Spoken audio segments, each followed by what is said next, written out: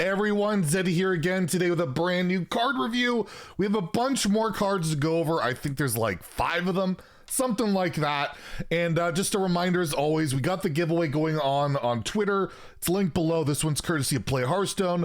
And then we have the one that I'm doing courtesy of my own wallet, where I'm giving away 2 mega bundles now that we had 44,000 subscribers. We hit that number. Thank you guys very much. And again, if we had 45,000 by April 5th, we will do a 3rd mega bundle. So keep hitting that subscribe button. You guys have been crazy. And to enter this one, you go to this video, which is linked below, like it and comment on it. We have 47,000 comments. So we get another bundle. Your odds go barely a little bit up, but you know, at least you got a shot, right? Anyways, yeah, let's take a look at some of these cards because there are quite a few of them to go over. So first we have Coil Scar Commander. This is a 6 mana 2/6 taunt Naga taunt for Demon Hunter. It has Battle Cry if you've cast 3 spells while holding this, so very similar mechanic we have seen a lot so far. You summon 2 copies of this, so this is a 6 mana. You get 2 more, and if you've buffed this, if you've managed to hand buff this somehow, it'll retain that because it is copies of this. So at the very worst, if you've cast 3 spells, it is 3 times this. So what, 6, 18 in taunt. It's like a spreading plague, really. It's like a pseudo spreading plague. And Demon Hunter doesn't have that hard of time casting spells, honestly. Especially this could be a quest card. You could possibly play this as a quest card where you're discounting spells and all of that. But even especially in Wild, where you have Twin Slice, so you play 1 Twin Slice and then 1 other spell, it's done. But again, you have to be holding this card, then cast the 3 spells. Is that good enough?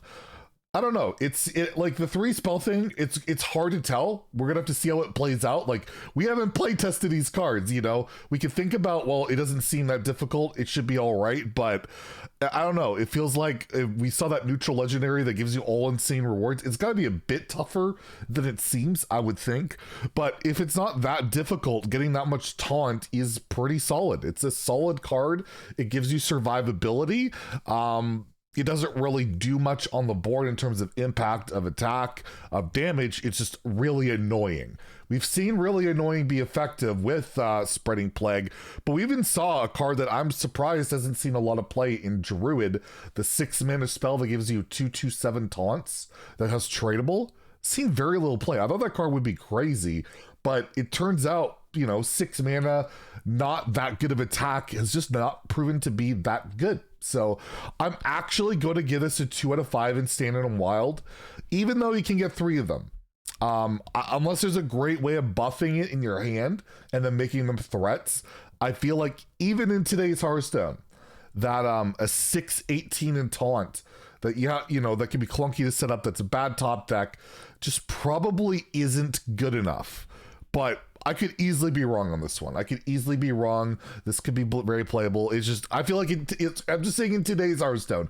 Today's Hearthstone is a different beast. Things have to be so good, so crazy, so efficient, so aggressive mostly, that if it's not that, it rarely sees hardcore meta play, and this might just not fit that bill. We'll see though. Again, I could very well be wrong on this one. It's kind of, I'm taking that risk that I don't think it'll be a meta player, at least yet.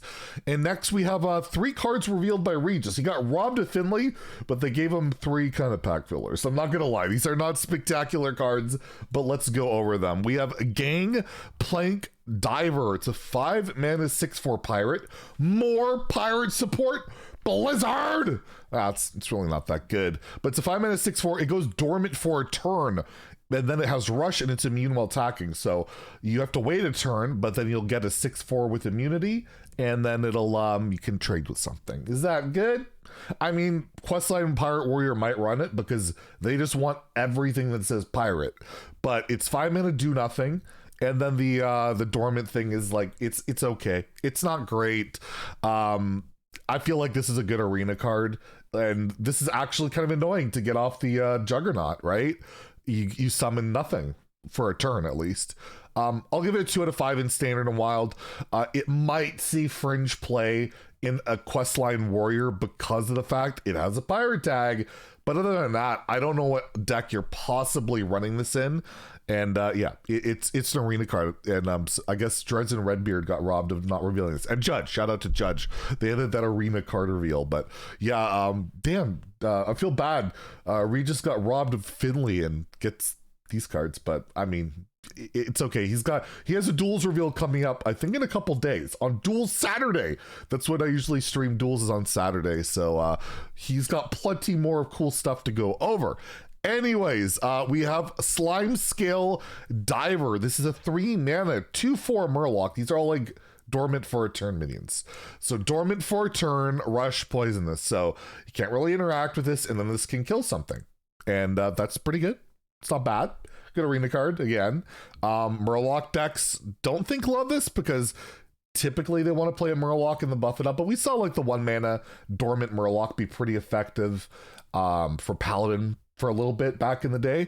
I think this is better than the Pirate because Rush Poisonous, this is effectively a 3-mana kill anything that doesn't have Divine Shield or, you know, there's not a taunt in the way. Again, is that a ladder card? It really rarely is unless you really want that Murloc tag. The only deck that I could see being a Murloc base thing is Shaman. They got some Murlocs and we'll see, they might get some more.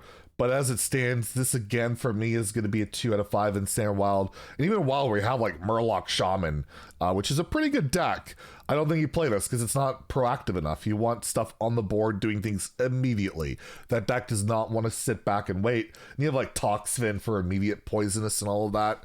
But it's, again, not a terrible card. It's just not, you know, good enough for ladder, in my opinion. Kind of another arena card. And, well, speaking of that, this card sucks. We have Pelican Driver, 1-mana 4/1, dormant for a turn, rush. 1-mana 4/1? What are they doing? But yeah, it's dormant for a turn, it gets rush, it die. It'll kill like any early game minion, but it'll also die. Is that worth it? No. You're not playing this card on a ladder deck. Like, it does have the Beast Tribe. You want your Menagerie, Wild, N'Zoth, I don't know, minion deck. You might play it, but overall, definitely not spectacular. And well, do I somehow clickbait my title, be like, Pelican Diver is gonna break Hearthstone? Clickbait. Nah, probably not. But yeah, I'm gonna give it a 1 in Standard Wild. Definitely not the most amazing card in the world, but you know, they can't all be winners.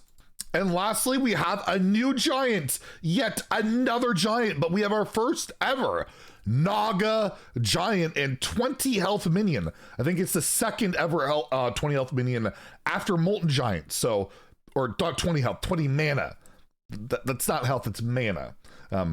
Old man confused. Anyways, it's a neutral giant. It's a 20 mana 8/8 Naga Giant, costs 1 less for each mana you've spent on spells this game. We saw Arcane Giant back in the day. I think that was 12. That would cost 1 less for each spell you cast this game. But yeah, you play the 20 mana worth of spells. This is 0. And that's pretty good. Spell haste, this will be very good in spell-based decks that cycle a lot, but those decks typically like to cheat mana. Cheat mana on spells get, you know, and that won't be as effective. But if you cheat a bunch of like 1-2 mana spells, it adds up. Will do some good work. Every giant in Hearthstone history has historically seen play, almost. Frost Giant, not amazing, and like Hero Power. Wait, Frost Giant, I'm actually thinking, is that the, I think that was the one that was a Hero Power based. Urzul Giant, recently for Demon Hunter, that sees play, where it dies from minions and all of that. It only like the Overload Giant basically didn't see much play, but it has recently in Wild. They basically all see play at some point. The real exception being Jumbo Imp, which is technically not a giant, but it was basically giant, would be for like demons that have died. I think while you were holding it, just a bad card. I see this popping up somewhere. We already saw the Paladin deck, the Paladin like holy deck where you discount your spell, that 10 mana spell. I mean, if you're trying to do that, why would you not put a Naga Giant in that deck, right? If you're cheating out that spell, you're gonna be able to cheat out giants. and that would be very effective with buffs. It does seem quite slow at 20 mana. It's not playable until you've played at least 10 mana of spells or have discounted this otherwise, but I cannot in good faith ever give a giant an unplayable mark. They mana cheat and 8/8s just typically go together in Hearthstone history. That's always been a recipe for success. And for that reason, I'm going to give it a 4 out of 5 in standard. Probably a 3 in wild. Probably not quite as good, but I'll still throw that as possibly a playable. But yeah, it's a giant. It'll probably see play. And, you know, you like to play spells in decks. You like to play spells in decks. That's pretty good. So, yeah.